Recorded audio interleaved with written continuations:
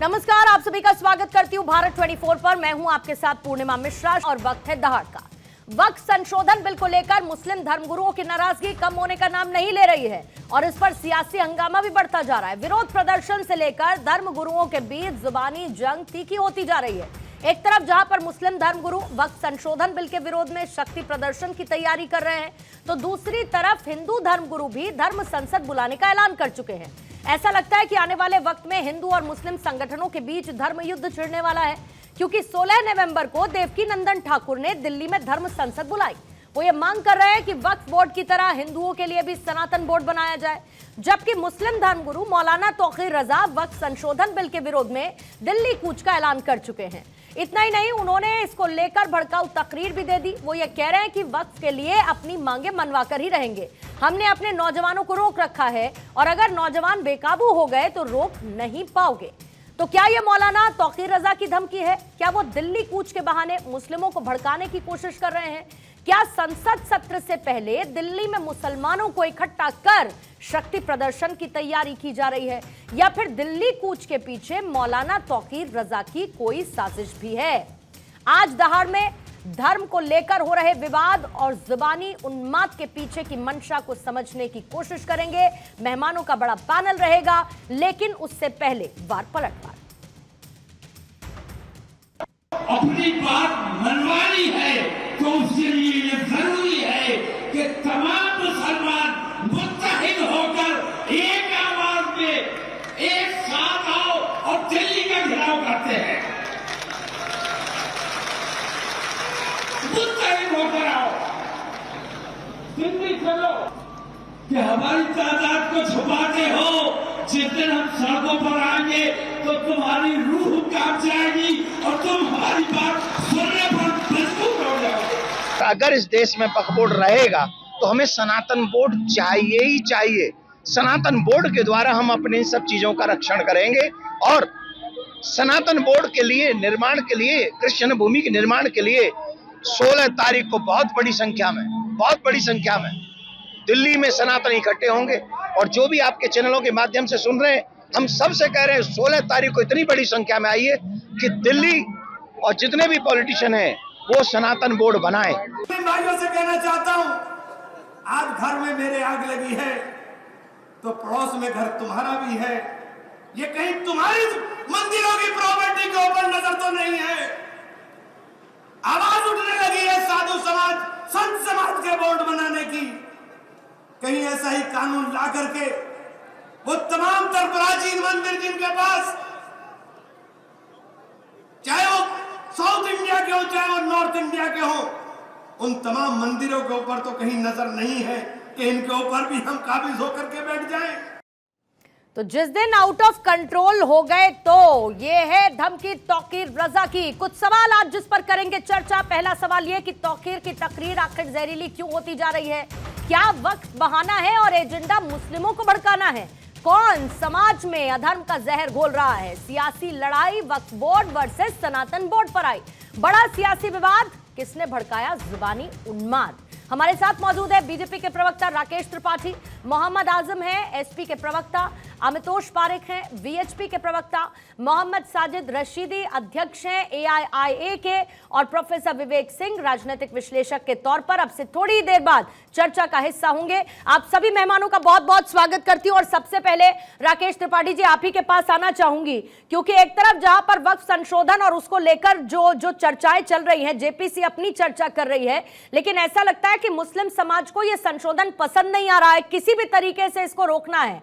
लेकिन एक होता है अपनी बात कहना, दूसरी तरफ इस तरीके की धमकी देना कि हमने रोक रखा है, आउट ऑफ कंट्रोल हो गए हमारे नौजवान तो क्या कर देंगे, दिल्ली कूच कर देंगे। ऐसे जहरीले बोल तौकीर रजा जैसे लोगों के सरकार निपटेगी कैसे इनसे? राकेश त्रिपाठी जी। देखिए पूर्णिमा जी, आपके कार्यक्रम का नाम है दहाड़, और इस दहाड़ में आज हम बहुत दुर्भाग्यपूर्ण तरीके से गीदड़ भभकी पर चर्चा कर रहे हैं। ये गीदड़ भभकी, इसी से डरने की कोई जरूरत नहीं है और मुझे लगता है इसको बहुत गंभीरता से लेने की भी जरूरत नहीं है। मौलाना तौकीर रजा की ये गीदड़ भभकी कोई पहली बार की नहीं है। मीडिया में सुर्खियों में आने के लिए इस तरह की बातें वो पहले भी कहते रहे हैं, हमने देखा है इससे पहले भी, और हमने ये भी देखा है कि उनके राजनीतिक मंतव्य कैसे हैं। 2022 के उत्तर प्रदेश के विधानसभा चुनाव से पहले प्रियंका वाड्रा को बड़ा आश्वस्त करके आए थे कि इस बार उत्तर प्रदेश का सारा मुसलमान कांग्रेस पार्टी के साथ रहेगा। और परिणाम क्या हुआ? पूरे उत्तर प्रदेश में कांग्रेस पार्टी केवल 2 सीटें जीत पाई, उसमें से भी 1 सीट समाजवादी पार्टी के सहयोग से मोना तिवारी जो जीत पाई थी। सच बात यह है कि तौकीर रजा की आज किसी तरह की सियासी हैसियत नहीं रह गई है और इसीलिए मीडिया में सुर्खियों में आने के लिए इस तरह की गीदड़ बबकियां, इस तरह के भड़काऊ बयान देने का काम मौलाना तौकीर रजा बीच बीच में करते हैं कि कैसे मीडिया में सुर्खियां मिल जाएं, कैसे उनकी चर्चा हो जाए। लेकिन मौलाना तौकीर रजा को समाज में कोई गंभीरता से लेता नहीं, उनकी कौम के भीतर भी उनको गंभीरता से कोई लेता नहीं है। तो इसलिए वो दिल्ली कूच करने की बात करें, उनकी गाड़ी में 5 आदमी बैठ के उनके साथ जा पाएंगे कि नहीं जा पाएंगे, ये भी एक बड़ा सवाल है। मौलाना तौकीर रजा के पास अब कोई नैतिक आधार नहीं बचा है, उनके पास अब सियासी जमा पूंजी नहीं बची है। हाँ, उनके अंदर इच्छा जरूर रहती है कि किसी तरह से टीवी पे उनका चेहरा चमक जाए, कैसे उनके बयान चल जाए, इसलिए जानबूझ करके इस तरह के भड़काऊ बातें करते हैं। लेकिन उनके हर भड़काऊ बयान पर उत्तर प्रदेश की पुलिस की भी निगाह है। अगर किसी भी प्रकार का उनका कोई बयान अगर विधि की परिधि को लांघेगा तो निश्चित तौर पर कानून बहुत कठोरता के साथ कार्रवाई करेगा। वो कोई ऐसा प्रयास करें जिससे देश के मुसलमानों में किसी प्रकार का अनरेस्ट आए, युवा मुसलमान अगर भड़केंगे तो निश्चित तौर पर उन पर कार्रवाई होगी। लेकिन मुझे पूरा भरोसा है कि मौलाना तौकीर रजा के बयान को कोई गंभीरता से लेगा नहीं, मौलाना तौकीर रजा के पीछे कोई चलने वाला नहीं, मौलाना तौकीर रजा की इस अपील पर दिल्ली जाने वाला कोई नहीं मिलेगा नहीं।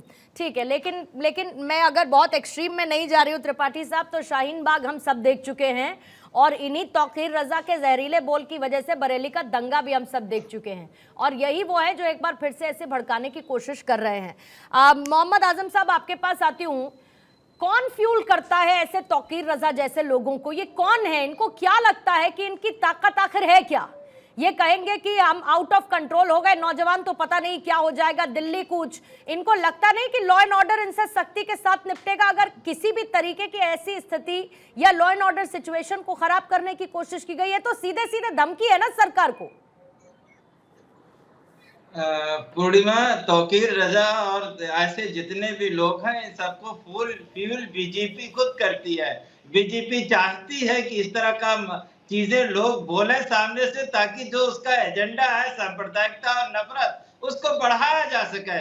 कटोगे बटोगे जो नारे हैं वही सब इन चीजों को फ्यूल करते हैं। और दूसरी बात मैं अपना क्लियर कर दूं, मैं समाजवादी पार्टी का प्रवक्ता हूं, तौकीर रजा का प्रवक्ता नहीं हूं। पहली बात तो मैं ये है। और मैं जहां तक हम लोगों को लगता है, समाजवादी पार्टी को लगता है, बीजेपी और आरएसएस की जो नफरत की राजनीति है उसको ऐसे लोग चाहिए जो उस बात को, ताकि उनके एजेंडे को आगे बढ़ा सके। आखिर तौकीर रजा को सिक्योरिटी सर्विसेज कौन दे रहा है? वह उत्तर प्रदेश का पुलिस ही उनकी सुरक्षा कर रही है। तो कहां वो हो रहा है? इसका मतलब कहीं न कहीं उत्तर प्रदेश का प्रशासन और शासन खुद चाहता है कि वो ऐसे बयान दे जिससे नफरत का बाजार गर्म हो, उसमें रोटी राजनीतिक से की जा सके। इसलिए ऐसे लोगों को और बयान देते चले जाते हैं। पूरी बात ठीक है, लेकिन मैंने शायद आपको तौकीर रजा का प्रवक्ता कहते हुए आजम साहब संबोधित भी नहीं किया था।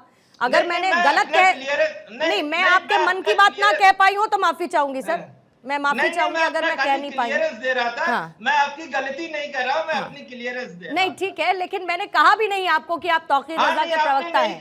और मेरा सवाल यह था कि कौन फ्यूल करता है, तो आपने उसमें अपने मन की बात भी कह दी कि भाई बीजेपी करती है, तो उसमें आप प्रवक्ता वैसे भी नहीं बने, तो कोई दिक्कत नहीं है ऐसी। लेकिन त्रिपाठी साहब, क्या ये जो कह रहे हैं आजम साहब, ये क्या सच है? क्योंकि यही वो विपक्ष है जो आरोप आप पर ये लगाता है कि आप लोगों को ये सब सूट करता है। फिर उसके बाद आप किसी रैली में आपके बड़े बड़े नेता जाएंगे, इन्हीं बातों का जिक्र करेंगे, आपदा में अफसर तलाशेंगे और ये कह देंगे कि हम नहीं कह रहे, ये तो विपक्ष कह रहा है।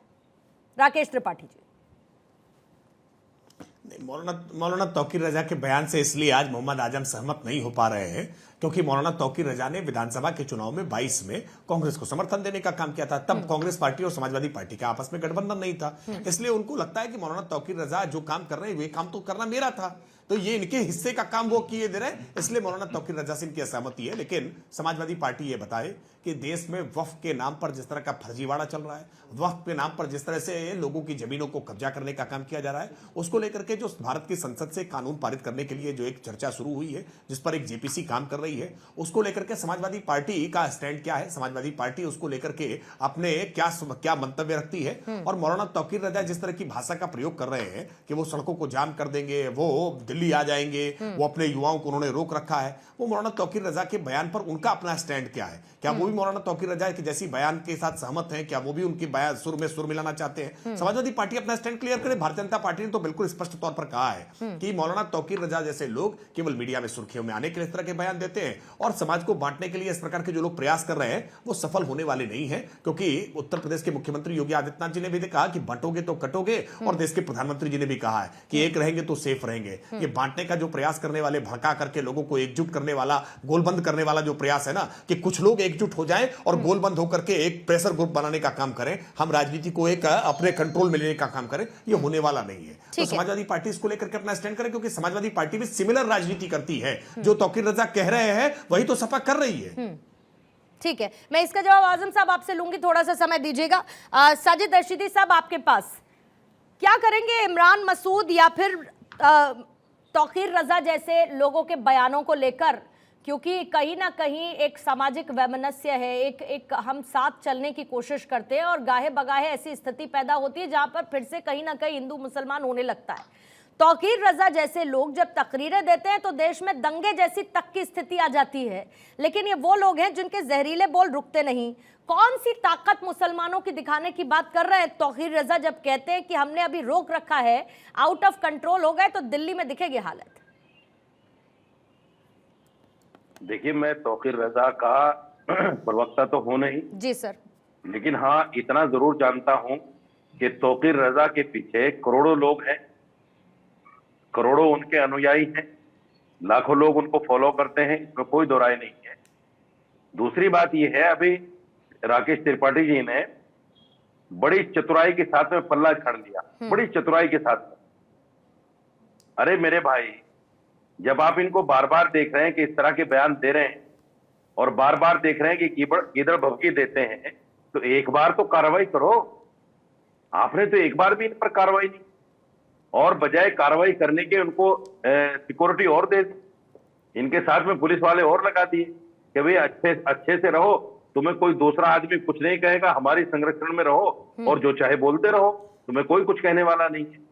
ये चतुराई हर जगह नहीं चलती राकेश त्रिपाठी, इसलिए ये बात स्पष्ट करनी पड़ेगी राकेश त्रिपाठी को कि तौकीर रजा जो बयान देते हैं कहीं इसमें बीजेपी की मिली भगत तो नहीं है, कहीं बीजेपी तो नहीं वार पलटवार करवा रही है। दूसरी बात, आपने शुरू रिपोर्ट में 2 बयान दिखाए, तौकीर रजा का भी दिखाया और साथ में आपने एक हिंदू धर्मगुरु का भी दिखाया। आपने नहीं देखा उनको कैसा जहरीला बयान दिया उन्होंने? उन्होंने कहा कि अगर वक्फ बोर्ड रहेगा तो हमें सनातन बोर्ड चाहिए। इसका क्या मतलब है भाई? अच्छा, इसका क्या मतलब हुआ? इसका मतलब ये है कि आप वक्फ बोर्ड को खत्म कराना चाहते हैं सरकार से कहकर। अरे आपको सनातन बोर्ड चाहिए, हम आपसे ये थोड़े कह रहे हैं कि सनातन बोर्ड मत लो, आप लो सनातन बोर्ड सरकार से, हम आपके साथ खड़े हुए हैं। लेकिन इसका क्या मतलब हुआ कि वक्फ बोर्ड रहेगा तो सनातन बोर्ड चाहिए ही चाहिए, और हम 16 तारीख को दिल्ली के अंदर ज्यादा से ज्यादा लोग इकट्ठे होंगे और जो मेरी आवाज को सुन रहे हैं, आपने उनकी बातों को तो जहरीला बयान नहीं कहा। नहीं, मैं उस पर आती हूँ ना, अभी उस पर आऊंगी मैं। अभी डिबेट खत्म थोड़ी हो गई है रशीदी साहब। नहीं कि पहले मैं धर्म संसद पर कूद जाऊं और तौकीर रजा जिसके बयान के बाद ये चर्चा आज हम करने बैठे उसकी बात ही नहीं करूं।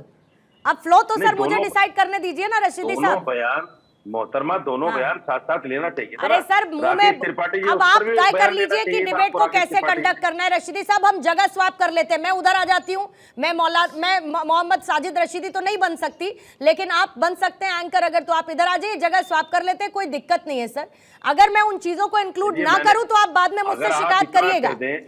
अगर मैं उन चीजों को शामिल ना करूं तो आप बाद में शिकायत करिएगा कि आपने उस पर बात नहीं की। लेकिन अब कम से कम फ्लो तो आप तय मत करिए। अच्छा, काउंटर ले लीजिए रशीदी साहब, काउंटर ले लीजिए, काउंटर ले लीजिए, काउंटर ले लीजिए। मैं ये पूछ रही हूँ कि वक्फ के संशोधन पर आपको दिक्कत है? जो संशोधन लाने की तैयारी हो रही है उससे आपको समस्या है?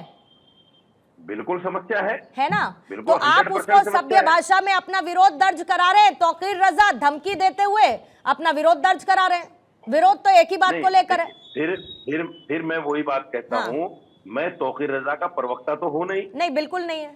मैंने पहले भी कहा, मैं अब भी कह रहा हूं। हाँ अगर आपको उनकी धमकी लग रही है, बीजेपी के प्रवक्ता राकेश त्रिपाठी जी बैठे हैं, आप उनसे कहिए इसके खिलाफ कार्रवाई करें। इसका जवाब मैं थोड़ी दूंगा। ठीक है, मैं तो ये कह रहा हूं कि वक्फ बिल को लेकर हम सहमत नहीं है कि इनके संशोधन से। ठीक है, आप सहमत और नहीं थे इसीलिए तो जेपीसी जेपीसी बनाई गई, जेपीसी में चर्चा हो रही है। बिल्कुल, जेपीसी जिस तरह गलत तरीके से उसको प्रोड्यूस करना चाहती है, अच्छा। और ऐसे लोगों को, ऐसे मुसलमानों को बुला कर उनके बयानात कलम बंद कर रही है। तो आपके जिनको हिसाब समाज से अब में कोई नहीं जेपीसी में भी जानता। समस्या है, जेपीसी में भी अब समस्या हो गई है, इसका मतलब जिसमें सब बिल्कुल समस्या दलों है। के लोगों को शामिल बिल्कुल किया समस्या गया, है। अब वो जेपीसी में भी समस्या है। ठीक है, ठीक है, मतलब राकेश त्रिपाठी जी पूरा खाका बदलना होगा अगर आपको वक्फ लेकर आना है, संशोधन आपको लेकर आना है। जेपीसी से भी समस्या है इनको ये इस बात से भी दिक्कत है कि मैंने एक बयान पर चर्चा नहीं की, लेकिन आप इनका जवाब रखिएगा। उससे पहले एक बार जरा अमितोष पारिक जी आपके पास आना चाहती हूँ और विवेक जी आपके पास, फिर राकेश त्रिपाठी जी आपके पास काउंटर के लिए आऊंगी, थोड़ा सा समय दीजिएगा। अमितोष पारिक जी, जो बात अभी रशीदी साहब ने कही उसमें कुछ हद तक मैं उनसे इसलिए अग्री करती हूं क्योंकि उन्होंने दो बातों का जिक्र किया। एक तरफ वक्फ बोर्ड है जिसमें संशोधन की बात सरकार कर रही है, जेपीसी उसके लिए गठित कर दी गई, और यह तय है कि जितने भी मुस्लिम संगठन है उस संशोधन के लिए वो तैयार नहीं है, लाउड एंड क्लियर है, इसमें कोई इफ एंड बट जैसी बात नहीं है। लेकिन दूसरी तरफ धर्म संसद बुलाने की बात देवकीनंदन ठाकुर इधर भी करते हैं। वो ये भी कहते हैं कि अगर ऐसा है तो हम सनातन बोर्ड बनाएंगे। तो आपको वक्फ बोर्ड से तो दिक्कत है, लेकिन आप सनातन बोर्ड बनाने के लिए तैयार रहते हैं। और अगर मैं इसको सीधी भाषा में कहूं तो ना हिंदू धर्म के लोग ना मुस्लिम धर्म के लोग चाहते हैं कि सरकार का कंट्रोल रहे किसी भी तरीके की संपत्ति या जमीन पर जहां पर मंदिर या मस्जिद बने। ऐसा है क्या? पूर्णिमा जी, दो विषय हैं। पहला विषय तो है कि सनातन बोर्ड का और वक्फ बोर्ड को कंपैरिजन करने। मैं बोलता हूं इसको अगर हम कॉन्स्टिट्यूशन के लैंग्वेज में समझते हैं तो आर्टिकल 12 साफ कहता है कि स्टेट हैज नो रिलीजन, और जब स्टेट का कोई रिलीजन नहीं होता तो सेक्युलर 42nd अमेंडमेंट 1976 में लाकर सेक्युलर कंट्री के अंदर में एक रिलीजियस एक्ट बना दिया गया जिसका प्रियम्बल कहता है कि आप कोई भी चैरिटी के लिए अल्लाह के नाम पर कोई भी डोनेट करते हैं तो वक्फ है।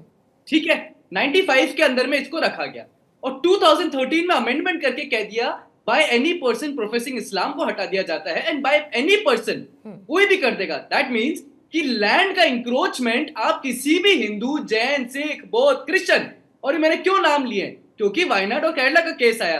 वायनाड के अंदर में 505 लोगों की जमीन और केरला में 610 लोगों की जमीन पे चर्च ने अपना वक्फ ने अपना क्लेम कर दिया जो चर्च की थी। अब आप देखिए कि इनसे पूछिए कि अवेयरनेस के नाम पर इस तरह के भोले बन रहे हैं कि झुंझुना पकड़ा था कल और उनको मंच पे खड़ा कर दिया और मुंह से शब्द निकल गए। कौन थे शब्द निकालने वाले? पूर्णिमा जी, तकरीर रजा जिसने हिंदू जिनोसाइड की बात करी थी, इमरान मकसूद जिसने बोटी बोटी की बात करी थी, और सरवर चिश्ती जिसका तो इतिहास ही अजमेर रेप केस से जुड़ा हुआ है। वो लोग बात कर रहे हैं अवेयरनेस की। वक्फ में जेपीसी आता है। वक्फ क्या है मुझे बताइए। आज ही लोग कह रहे हैं कि कागज नहीं दिखाएंगे, कहां से लाएंगे कागज? तो भाई साहब, कागज सरकार नहीं मांग रही आपसे। जो ड्रैक्यूलियन एक्ट है उसका सेक्शन 3 के सेक्शन 2 के अंदर में सब डेफिनेशन में लिखा है वक्फ डीड, और वक्फ डीड बोलती है कि जब भी कोई लैंड डोनेट करा जाता है तो एक डीड बनती है। तो आपके पास डीड ही नहीं है। क्यों नहीं है? क्योंकि आपने डीड बनाई नहीं ना। लैंड किसने डोनेट कर दिया? 1500 वर्ष पुराना मंदिर किसने डोनेट कर दिया? भेट द्वारका की 2 टापू किसने डोनेट कर दिए? संसद किसने डोनेट कर दी? अंबानी ने अपना घर डोनेट कर दिया। आज तो देखिए जहां मैं बैठा वो भी नहीं पता चला। क्यों? क्योंकि तमिलनाडु में जब जाते हैं तो रजिस्ट्रार कहता है कि आपका तो लैंड ऑलरेडी वक्फ क्लेम कर चुका है। 30 दिन दिए बिहार के अंदर लैंड खाली करने को, और एक आदमी की तो ये दिक्कत हो गई कि उसकी जमीन में किसी को गाड़ा तो वक्फ आ गया। ये दिक्कत है इस देश के अंदर में। असंवैधानिक कानून ना पहले आवश्यकता ना आज आवश्यक है। अगर उसको खत्म करा जाता है तो बोहरा भी आपके अगेंस्ट खड़े हो गए, आगा खानी आपके अगेंस्ट खड़े हो गए, सुनी ने पिटीशन फाइल कर दी राजस्थान हाईकोर्ट में। क्यों भाई? ये तो हिंदू नीत है। ये मतलब हुआ कि करप्शन वक्फ का होता गया है। और कांग्रेस प्रवक्ता नहीं बोलेंगे और सपा के नहीं बोलेंगे। आपने कहा मैं तौरी रजा खान का प्रवक्ता नहीं हूं। क्यों नहीं हूं? क्योंकि उनकी विचारधारा वही है पूर्णिमा जी। और जब विचारधारा देश विरुद्ध हो जाती है तो अवेयरनेस नहीं, नरसंहार की बातें इस तरह से होती है। ठीक है, लेकिन आपने सनातन बोर्ड को बहुत ज्यादा टच नहीं किया, सिवाय इसके कि कंपैरिजन मत करिए इसका वक्त से। मैं उस पर आपसे एक टेक लूंगी और साथ ही विवेक सिंह आपके पास भी आऊंगी, लेकिन उससे पहले साजिद रशीदी साहब वही पेपर्स दिखा रहे हैं जो पिछली 3 से 4 बार की डिबेट में वो पहले भी दिखा चुके हैं। फिर रशीदी साहब इसको आप दिखाएंगे तो मैं कहूंगी कि ये सिर्फ एक नोटिफिकेशन है। चलिए बताई दीजिए, फिर से एक बार समय दे देती हूँ आपको, बताइए।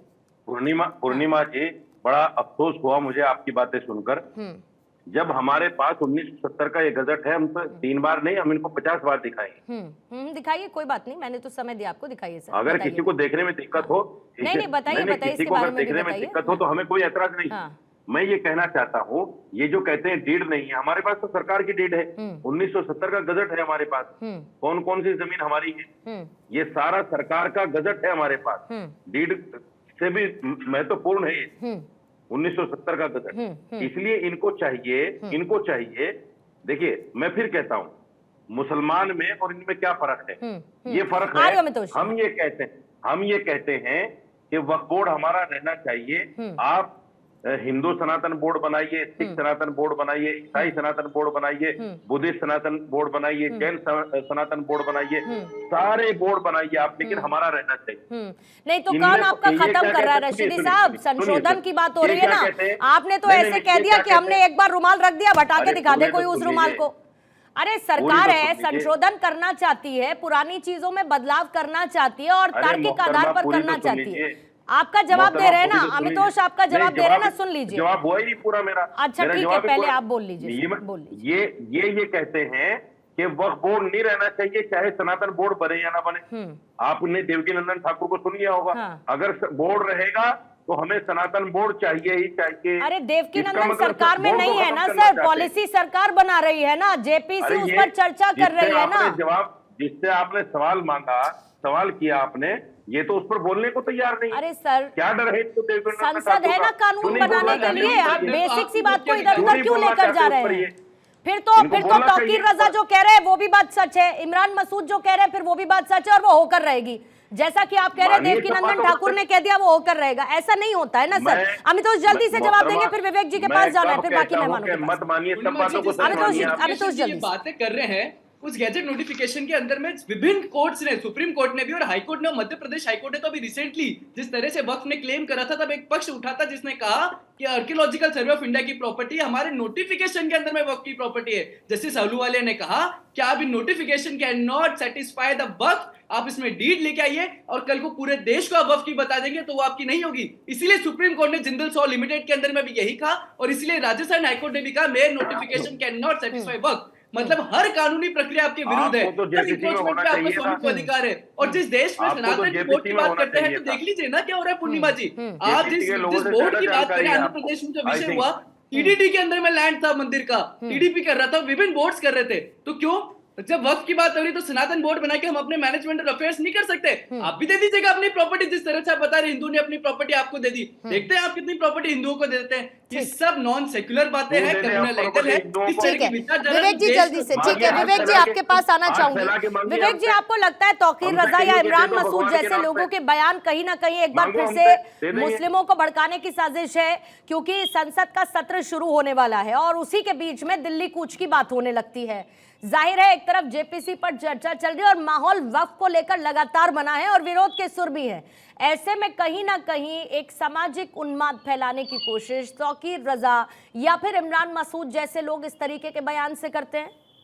विवेक जी पूर्णिमा जी नमस्कार। देखिए मैंने सबके पास सुना, मैंने कोई जी, और मैं माफी चाहूंगी आपके पास देर से आ पाई हूँ सर। जी मैं केवल 2 मिनट लूंगा। और देखिए यहाँ पे तीन एंगल जो है डिबेट अभी तक जो मैंने सुना है आए हैं। देखिए पहली बात जो तौकीर रजा का जो बयान है वो बेहद दुर्भाग्यपूर्ण है और ये बिल्कुल निंदनीय है। देखिए अगर इस तरीके के आप बयान देंगे जो कि अशोभनीय है तो बिल्कुल यह स्पष्ट है कि देश के खिलाफ है, लोकतंत्र के खिलाफ है, इसके संविधान की आप बार बार दुहाई देंगे उसके खिलाफ है, और देश ने जिसको जनमत दिया है आप उस जनमत के खिलाफ आप बात कर रहे हो।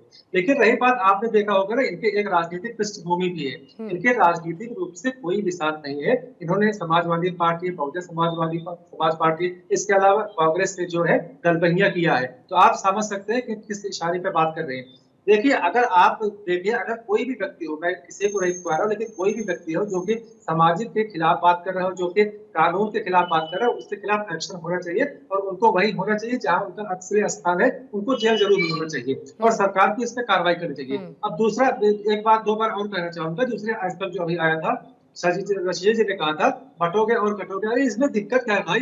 बटोगे और कटोगे में कहाँ दिक्कत है? या तो सामाजिक एकता की बात है।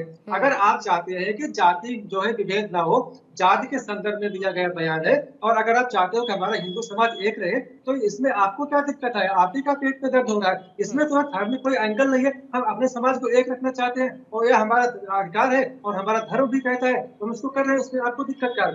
तीसरी बात जो बहुत खतरनाक कही गई है, देखिए सनातन बोर्ड क्यों नहीं होना चाहिए? अगर यह सनातन धर्म यहाँ पे है, हिंदू धर्म है या हिंदुस्तान है, तो यहाँ पे सनातन बोर्ड होने में आपको क्या दिक्कत है? रही बात कोई भी बोर्ड हो, वक्फ बोर्ड हो, कोई भी बोर्ड हो, अगर आपको यहाँ पे है तो भारत के कानून के अनुसार, भारत के संविधान के अनुसार आपको चलना पड़ेगा, वह कोई भी हो। अगर आप यह कह रहे हैं कि सनातन बोर्ड क्यों नहीं होना चाहिए, अगर इस देश में जो बहुसंख्यक जो आबादी है उसकी मांगे सनातन बोर्ड हो तो होना चाहिए और आपको इसका स्वागत करना चाहिए। और आप यहाँ पे बैठ के कह रहे हैं सनातन बोर्ड नहीं होना चाहिए, आपको क्या दिक्कत है? रही बात यह जो बयान है बेहद दुर्भाग्यपूर्ण है और इनके खिलाफ एक्शन लेना चाहिए ताकि समाज में जाए इस तरीके के अगर आप अनर्गल बयानबाजी करेंगे, क्योंकि आप राजनीतिक फायदा उठाना चाहते हैं। हालांकि आपकी कोई हैसियत नहीं है तो आपको कोई फायदा होने वाला है, लेकिन अगर आप इस तरीके से समाज को विभाजित करेंगे तो आपके खिलाफ एक्शन होना चाहिए और सरकार को बिल्कुल इनके खिलाफ एक्शन लेना चाहिए। ठीक है रशीदी साहब, 30 सेकंड में प्लीज अगर काउंटर रख पाए, मुझे हेडलाइंस के लिए जाना है। देखिए आपने देखा होगा, पहले टांगे में घोड़े जुड़ते थे और उनको आंखों के ऊपर एक कंटोप लगाया जाता था जिससे वो बिल्कुल सीधा देखता था, इधर उधर देखता ही नहीं था। इन लोगों के कानों पर और आंखों पर कंटोप लगा हुआ है। अच्छा, ये सिर्फ मोदी जी की लाइफ देखते हैं, योगी जी की लाइफ देखते हैं, इनको दूसरी लाइफ नजर ही नहीं आती। इसलिए मुझे बहुत ज्यादा अफसोस नहीं इनकी बातों को सुनकर। मैंने कहा था सनातन बोर्ड बने, हमें दुख नहीं है, लेकिन हमारा वक्फ बोर्ड खत्म ना हो। ये कह रहे हैं कि तुम्हें क्या दुख है, क्योंकि इनको कंटोप लगा हुआ है। मुसलमानों की नफरत इनको सिर्फ बोलनी है, मुसलमानों के खिलाफ बोलना है, वक्फ के खिलाफ बोलना है। ठीक है, मतलब आपको बिना किसी ट्रांसपेरेंसी रखे, बिना किसी कंट्रोल रखे सारा अधिकार मिलना चाहिए। कहाँ से इनका जानकारी, इन्फॉर्मेशन स्रोत क्या है? इनको कैसे पता चल गया कि वक्फ बोर्ड खत्म हो रहा है? अरे आप जो है कुछ भी बात करेंगे। मैं वही कह रही हूँ विवेक, मैं विवेक जी वही कह रही हूँ, कोई इन्फॉर्मेशन नहीं। बिल्कुल, अभी जो रशीदी साहब इशारा कर रहे हैं, फिर ये इन पर भी अप्लाई होता है, क्योंकि ये बस ऐसे ही देखना चाहते हैं, ये देखना चाहते हैं कि ये वक्फ बोर्ड को खत्म कर देना चाहते हैं। जो मुस्लिमों की जमीन है उन पर ये लोग कंट्रोल करना चाहते हैं, ये करना यही चाहते हैं। तो इसलिए रशीदी साहब भी एग्जैक्ट अभी वही देख रहे हैं। राकेश त्रिपाठी जी आपके पास आते हैं, और जिस बात का जिक्र भी मोहम्मद रशीदी साहब भी कर रहे थे कि तौकीर रजा ने कोई पहली बार तो नहीं है इस तरीके का बयान दिया हो, तो सरकार कार्रवाई क्यों नहीं करती है? और दूसरी तरफ सर, अगर सनातन बोर्ड की बात सामने आती है तो इसमें दो पहलू समझने होंगे कि एक, वक्फ बोर्ड के कंपैरिजन में सनातन बोर्ड हिंदू या फिर धर्मगुरु चाहते हैं कि भाई बने और हम पूरा हिसाब रखें, मंदिर किसकी जमीन, क्या जमीन, आरोप तो ये लग रहे हैं कि वो जमीन को हथियाना चाहते हैं, इसलिए सनातन बोर्ड चाहते हैं। लेकिन क्या इसमें एक एंगल सर ये भी है कि चाहे हिंदू धर्म के लोग हों या फिर मुस्लिम धर्म के लोग, वो ये नहीं चाहते कि सरकार का कंट्रोल रहे किसी भी तरीके से इन धार्मिक अनुष्ठानों पर? राकेश त्रिपाठी जी। देखिए, दो पक्ष हैं। पहली बात, साजिद रशीदी ने मौलाना तौकीर रजा को लेकर के जो बातें कही हैं, मुझे लगता है मौलाना साजिद रशीदी को अच्छा नहीं लग रहा है कि मौलाना तौकीर रजा के पास सुरक्षा कैसी है। ये सुरक्षा तो मौलाना साजिद रशीदी के पास होनी चाहिए, और इसीलिए उनकी सुरक्षा हटाने की डिमांड कर रहे हैं क्या? मैं थोड़ा सा स्पष्टता से समझ लूं कि मौलाना साजिद रशीदी क्या मौलाना तौकीर रजा की सुरक्षा से खुश नहीं है? वो उनकी सुरक्षा हटाने की डिमांड कर रहे हैं और उन्हें अच्छा नहीं लग रहा है कि मौलाना तौकीर रजा किसी तरह से सुरक्षा में है। मुझे लगता है कि उनको किसी को भी सुरक्षा मिलती है तो वो एक इंटेलिजेंस इनपुट के आधार पर मिलती है, LIU की रिपोर्ट के आधार पर मिलती है। मौलाना साजिद रशीदी की सुरक्षा को भी खतरा होगा तो इनको भी सुरक्षा मिलेगी, लेकिन सुरक्षा को खतरा किन कारणों से है, सुरक्षा का खतरा है वास्तविक या नहीं है, ये इंटेलिजेंस एजेंसियां तय करती हैं, उसके आधार पर सुरक्षा मिलती है। मैंने फिर स्पष्ट तौर पर पहले ही कहा कि मौलाना तौकीर रजा का कोई भी बयान अगर विधि की परिधि को लांघेगा तो निश्चित तौर पर कठोरता से कानूनी कार्रवाई होगी, लेकिन कुछ बयानों को सीरियसली नहीं लिया जाना चाहिए। मैं इस बात को फिर दोहरा रहा हूं, और मौलाना साजिद रशीदी भी नहीं ले रहे। आप पूछिए रशीदी साहब से, ये भी नहीं ले रहे उनके बयान को गंभीरता से, क्योंकि ये चाहते हैं कि इस तरह के बयान देने का अधिकार तो हमको भी होना चाहिए, मेरे बयानों पर भी इस तरह की चर्चा होनी चाहिए। जहां तक बात सनातन बोर्ड की रही है, एक बात स्पष्ट तौर पर कह रहा हूं, देश में सनातन बोर्ड बने या किसी और मत मजहब के लिए, संप्रदाय को मानने वालों के लिए बोर्ड बने, जो भी बोर्ड बनेंगे वो भारत के संविधान के तहत काम करेंगे, वो ट्रांसपेरेंसी के साथ काम करेंगे, वो समाज के सापेक्ष चलेंगे। मनमाने पूर्ण ढंग से कोई बोर्ड नहीं चल सकता है। सनातन बोर्ड बनता है तो स्वागत होना चाहिए, लेकिन वो भी संविधान के आधार पर चलेगा, और वक्फ बोर्ड जो है वो भी संविधान के अनुरूप चलेगा, समाज के अनुरूप चलेगा, मनमाने पूर्ण तरीके से नहीं चलेगा, ट्रांसपेरेंट तरीके से चलेगा, और इसीलिए JPC इस पर काम कर रही है। लेकिन आप संविधान संविधान के हिसाब से काम करने की बात करते हैं किसी भी बोर्ड के, लेकिन राकेश त्रिपाठी साहब फिर इमरान मसूद जैसे लोग भी तो हैं कि वक्फ संशोधन को लेकर कह देते हैं कि इससे मुसलमानों के भविष्य को खतरा है, ये संविधान के खिलाफ है, और वो संविधान का नैरेटिव तो लेकर चल ही रहे ना, जो एक दूसरी विपक्षी पार्टी से ताल्लुक रखते हैं, जिनके साथी है मोहम्मद आजम साहब। याद करिए 2014 से पहले देश में इस तरह का नैरेटिव एक लगातार बनाने का प्रयास किया जाता रहा है कि भारतीय जनता पार्टी की सरकार अगर आ जाएगी तो मुसलमानों का दोयम दर्जे के नागरिक हो जाएंगे, उनका अधिकार छिन जाएगा, उनको आजादी नहीं रह जाएगी। लेकिन 14 से लेकर के 24 तक 10 वर्षों तक सरकार नरेंद्र मोदी जी के नेतृत्व में चली। देश का मुसलमान तो संपन्न हुआ, देश के मुसलमानों के पास आज खरीद क्रय शक्ति उनकी बढ़ी है, देश के मुसलमानों में से हज जाने वालों की संख्या में लगातार उत्तर वृद्धि हुई है। तो देश के मुसलमानों को तो तमाम सुविधाएं, चाहे वो आयुष्मान की सुविधा हो, चाहे वो आवास की सुविधा हो, चाहे वो पेयजल की सुविधा हो, हर प्रकार की सुविधा, किसान सम्मान निधि की सुविधा हो, सारी सुविधाएं उनको मिली है। तो ये सारा नैरेटिव पूरी तरह से ध्वस्त हो गया है। लेकिन कुछ लोग ऐसे हैं जो लगातार वो बांसुरी अब तक लगातार बजाते रह रहे हैं, वो पीपड़ी बजाते रहते हैं। उसमें इमरान मसूद भी है जो मोदी जी की बोटी बोटी काटने तक का दावा कर रहे थे, लेकिन क्या हुआ, मोदी जी तीसरी बार देश के प्रधानमंत्री बन गए। तो इमरान मसूद हो, तौकीर रजा हो, साजिद रशीदी हो, ये लोग लगातार भाजपा के खिलाफ मुसलमानों को डराते रहेंगे, डरा करके उनको एकजुट बना करके उनके रहनुमा बनने का प्रयास करते रहेंगे, उनके ठेकेदार बनने का प्रयास करते रहेंगे। लेकिन देश का मुसलमान अब इन बातों से परे है। देश का मुसलमान इन बातों को समझ रहा है कि उसका मुस्तकबिल, उसके मसाइलों को हल करने का काम कौन कर रहा है, उनके आने वाली जो पीढ़ी है उसको सुरक्षित करने का काम कौन कर रहा है। वरना इस देश में हासिमपुरा और मलियाना जैसे दंगे जो हुआ करते थे ना, वो भाजपा की सरकार में नहीं होते थे। वो मुजफ्फरनगर जैसा दंगा जो साजिद रशीदी साहब बहुत नजदीक से जानते हैं, वो दंगा भाजपा की सरकारों में नहीं हुआ करता था। भाजपा की सरकार में तो आज सारे लोग सुरक्षित हैं। भाजपा की सरकारों के समय में तो सबका व्यवसाय बरकत हो रही है, सबका आज उनका क्रय शक्ति बढ़ रही है, पैसा आ रहा है सबके पास, सबके बच्चों का भविष्य सुरक्षित हो रहा है। तो आपके भड़काने से, आपके डराने से ना मुसलमान भड़कने वाला है, ना मुसलमान डरने वाला है। ठीक है, आजम साहब के पास जाने से पहले रशीदी साहब जवाब देना चाह रहे हैं, और रशीदी साहब ये भी बता दीजिएगा कि अगर ये सरकार इतनी मुस्लिम विरोधी है तो जितनी योजनाएं सरकार चलाती है उन सबको लेना बंद क्यों नहीं कर देते? रिसीविंग एंड से हट जाइए ना, बोलिए कि हमारे लिए तो आप कुछ अच्छा चाहते नहीं, हम आपकी योजनाएं भी नहीं लेंगे, चलिए छोड़ देते हैं। मैंने आपके प्रोग्राम में बैठ के क्या इस सरकार को मुस्लिम विरोधी सरकार बताया है? हाँ। आप जो मेरे ऊपर इल्जाम लगा रही हैं, नहीं, आज आपने नहीं बोला, लेकिन क्या आपने इससे पहले इस बात को एस्टैब्लिश करने की कोशिश नहीं की? रशीदी साहब, आज पहली बार थोड़ी मैं आपसे चर्चा कर रही हूँ, या आप मेरे से आज पहली बार थोड़ी चर्चा कर रहे हैं? आप ये गलत इल्जाम लगा रही हैं। अच्छा, आज रशीदी साहब से नहीं, पूर्णिमा जी, आज रशीदी साहब से पूछ लीजिए कि भाजपा की सरकार ने एक मुसलमानों के लिए बेहतर काम किया है कि नहीं किया? बता दीजिए रशीदी साहब। आज रशीदी साहब बता दीजिए कि भाजपा की सरकार ने, मोदी सरकार ने मुसलमानों के लिए कुछ बेहतर काम किया कि नहीं? एक भी काम किया हो तो बता दीजिए रशीदी साहब। अच्छा सुनिए ना त्रिपाठी साहब, सुनिए, मैं आपकी बात से 100% एग्री करता हूं कि बेहतर काम किया है। तो फिर आपके अमित शाह गुजरात में जाकर मोदी को संबोधित करते, मोदी को रैली को संबोधित करते हुए ये तो कहते हैं कि हमने मुसलमानों का 4% आरक्षण खत्म कर दिया। फिर मोदी जी ये को कहते हैं कि कांग्रेस जो है घुसपैठियों को देना चाहती है, तुम्हारा अधिकार जो है घुसपैठियों को देना चाहती है, तुम्हारा मंगलसूत्र बेच देंगे और मुसलमानों को नहीं होना देंगे। चाहिए। ये क्यों कहते हैं? ये क्यों कहते हैं मोदी जी?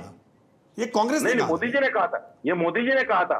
नहीं, ये मोदी जी ने कहा था। साजिद रशीदी साहब, आप इस बात से सहमत होंगे? अरे भाई, साजिद रशीदी का अधिकार साजिद रशीदी के बच्चों को मिलना चाहिए।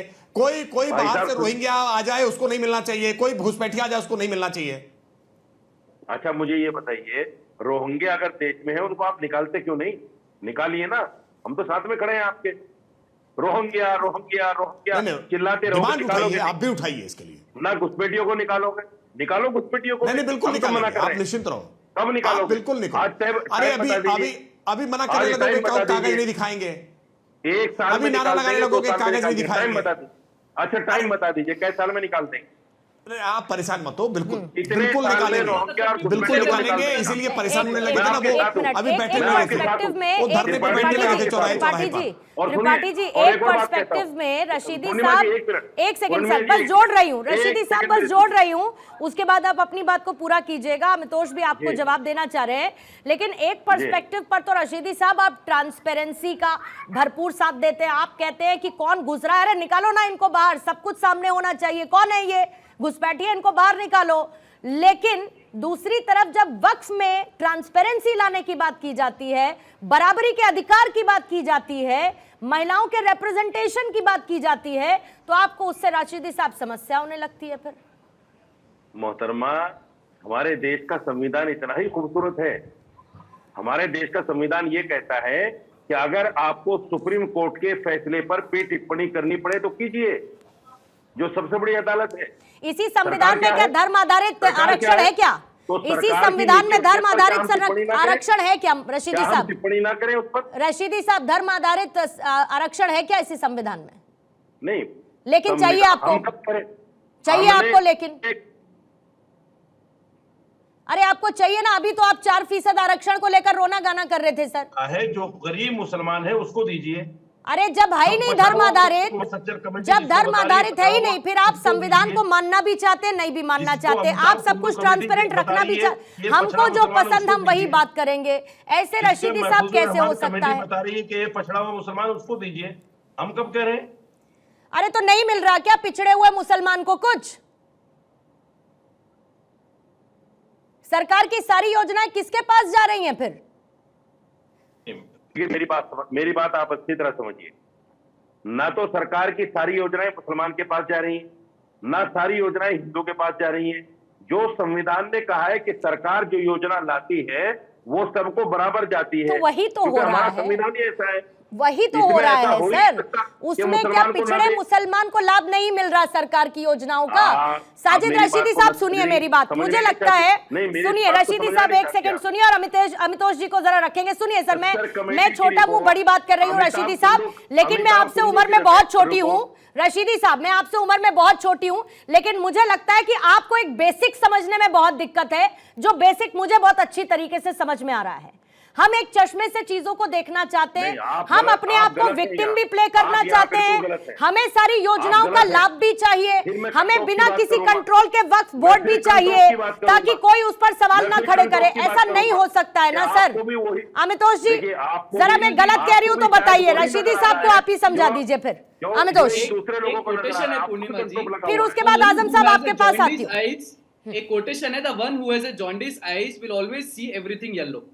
और यही दिक्कत इन लोगों के साथ है कि जिनकी ऐसी आंखें, उनको हर चीज खराब दिखेगी। देखिए, देश के अंदर में एनआरसी की बात करते हैं, झारखंड के अंदर में क्योंकि इन्फ्लेट्रेशन बढ़ जाता है, ट्राइबल रेट 16% घट जाती है, संथल पंगान और वहां पे कन्वर्जन रेट हो जाते हैं, लैंड ज्यादा हो जाता है, तो फिर इनको दिक्कत आती है। क्यों आ जाती है भाई? हाई कोर्ट ने भी कहा था, सुप्रीम कोर्ट ने भी कहा था कि इन्फ्लेट्रेशन की प्रॉब्लम हो रही है। फिर सुप्रीम कोर्ट के ऊपर बात आती है असम के ऊपर में, तो अभी हाल ही में सुप्रीम कोर्ट ने जजमेंट दिया और एनआरसी की बात करते हुए असम के अंदर में कहा कि इन्फ्लेट्रेशन को निकालो, और 25 मार्च 1977 की बात करी, तब भी इनको दिक्कत आ जाती है। फिर सीए की बात आ जाती है, सिटीजनशिप अमेंडमेंट एक्ट की, भारत से विस्थापित हिंदुओं को जहां पे एथनिक माइनॉरिटीज है, जीनोसाइड हो रहा है, उनको सिटीजनशिप दी जाए, मुसलमान खतरे में आ जाता है। एनआरसी की बात करते हैं कि भाई एक रजिस्टर मेंटेन करेंगे, कौन इन्फ्लेट्रेशन है, कौन सिटीजन है, ओहो असंवैधानिक है, मुसलमान खतरे में आ जाता है। फिर कन्वर्जन की बात होती है, सुप्रीम कोर्ट कहता है it's a national threat and security issue, ओहो भारत का संविधान है, मुसलमान खतरे में आ जाता है।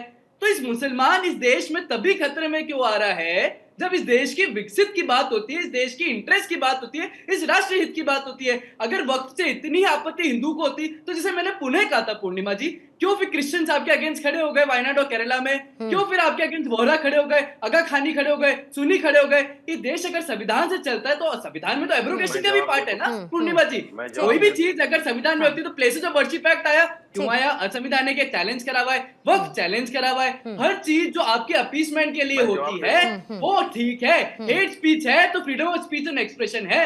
अगर हिंदू अपनी बात करे तो वो असंवैधानिक है, वो सांप्रदायिक है। मुझे लगता है दोगला चरित्र है इस देश के अंदर में समझना चाहिए, जो नेशनल इंटरेस्ट में है वही सबके इंटरेस्ट में होना चाहिए। फिर मोहम्मद आजम साहब अगर कह देंगे हिंदू के एक रहेंगे तो सेफ रहेंगे, अगर बटेंगे तो कटेंगे, फिर क्या दिक्कत है? मैं कहती हूँ फिर तो इसमें आप अलग अलग नजरिए से कैसे देख सकते हैं। और अगर मोहम्मद आजम ये कह दे कि तौकीर रजा ने जो बोला गलत बोला और तौकीर रजा अपने इन बयानों से इनको बचना चाहिए, तो कितना बढ़िया संदेश जाएगा आजम खान साहब। पूर्णिमा, अगर ये कह रहे हैं कि हिंदू एक रहे तो सेफ रहेंगे, तो तौकीर रजा भी तो वही कह रहे हैं कि मुसलमान एक रहेंगे तो सेफ रहेंगे। मैं बताऊं आपको तौकीर रजा क्या कह रहे हैं? दोनों सेंटेंसेस मैं बताऊं आपको तौकीर रजा क्या कह रहे हैं? तौकीर रजा का एग्जैक्ट वर्बेटम बताऊं आपको तौकीर रजा, फिर आप कंपैरिजन करिएगा सर, फिर उसके बाद आप कंपैरिजन करिएगा। वो ठीक है, वो भी तो अगर हम सड़क पर आ जाए, अगर हम सड़क पर आ जाए तो तुम्हारी रूह कांप जाएगी।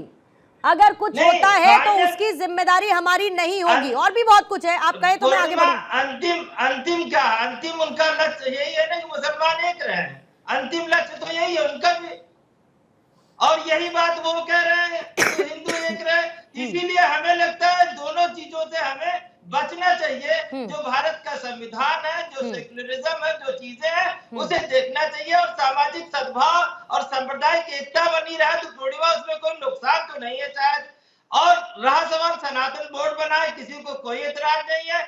और अभी राकेश त्रिपाठी जी ने पूछा था, समाजवादी पार्टी ये कह रही है कि वक्फ बोर्ड को मॉनिटरिंग के लिए जो जरूरी कदम है वो उठाए जाने चाहिए, लेकिन भाजपा जो जरूरी समझ रही है, कोई जरूरी नहीं कि वो चीज समाजवादी को भी वही चीज पसंद आए। समाजवादी पार्टी ने अपने अमेंडमेंट्स दिए हैं। समाजवादी पार्टी 100% उसका वो समर्थन नहीं करती है। समाजवादी पार्टी चाहती है कि अगर वक्फ बोर्ड में करप्शन है तो उसे दूर होना चाहिए, लेकिन इसका ये मतलब नहीं कि वक्फ बोर्ड खत्म कर दिया जाना चाहिए। जिस तरह से आजम साहब, मैं आपकी मजबूरी समझ सकती हूँ बहुत अच्छी तरीके से, क्योंकि आपका एक कोर वोटर है। मैं ये जानती हूँ कि आजम खान ऐसा कुछ बोल के उसको नाराज नहीं कर सकते हैं।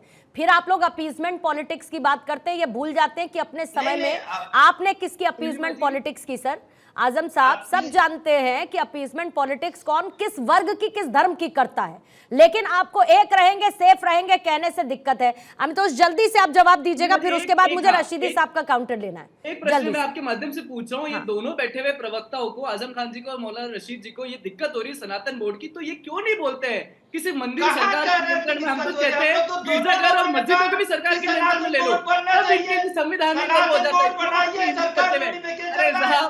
बोल दीजिए आप, माध्यम से बोल दीजिए पूर्णिमा की कि भाई उनको सरकार नियंत्रण करना चाहिए मस्जिदों को। क्यों नहीं बोल रहे हैं? क्यों नहीं बोल रहे सरकारों को नियंत्रण में लेना चाहिए? अब संविधान सेक्युलरिज्म कहाँ चला गया आपका, कहाँ चला गया? यही दिक्कत है पूर्णिमा जी, यही दिक्कत है। खुद की सहयोग के हिसाब से संविधान और खुद की असहयोग के हिसाब से समर्थन और सांप्रदायिकता। वक्फ बोर्ड की संपत्तियां हैं उनका, अब कहो ना गिरजाघर और मस्जिदों को लो सरकार नियंत्रण में क्यों नहीं लेती है? बोलो ना आजम खान, बोल दीजिए, दिखा दीजिए सेक्युलरिज्म।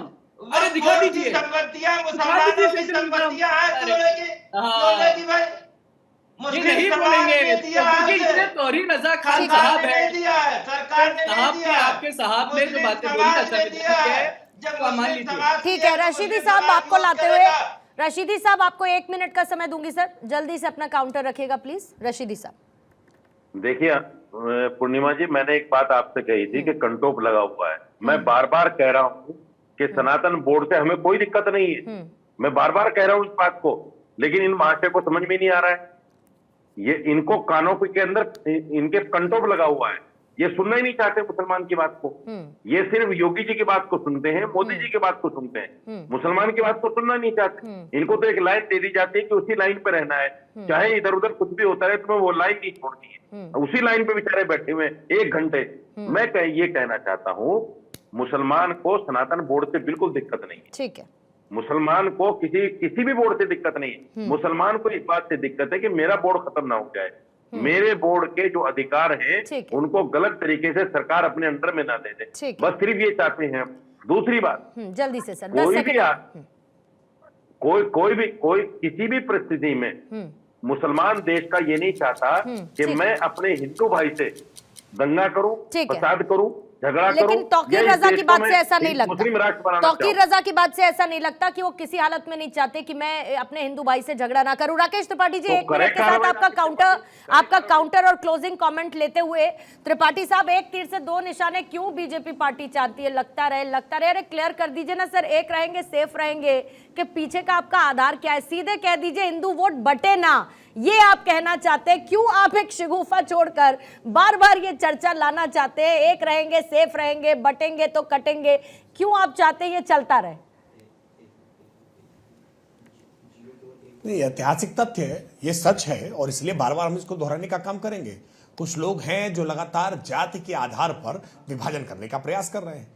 वो कभी MY का समीकरण देते हैं, कभी PDA का नारा देते हैं, कभी भूरा बाल साफ करो की बात करते हैं, कभी अजगर का नारा देते हैं, जाति मजहब के जो समीकरण है ना, तिलक तराजू और तलवार के नारे वाले, इन समीकरणों से समाज को खतरा पहुंचता है। और इसलिए उत्तर प्रदेश के मुख्यमंत्री जी हो या देश के प्रधानमंत्री जी हो, सब इस पुर को कह रहे हैं कि सबका साथ, सबका विकास, सबका विश्वास और सबका प्रयास। सब लोग एकजुट रहिए, एक रहेंगे तो सेफ रहेंगे, बटेंगे तो कटेंगे। लेकिन इस बात से घबराहट उनको हो रही है जो लोग केवल चाहते हैं कि गोलबंदी केवल एक गोल की रहे, उसमें बंटवारा ना होने पाए, लेकिन बाकी में पूरा बंटवारा होता रहे।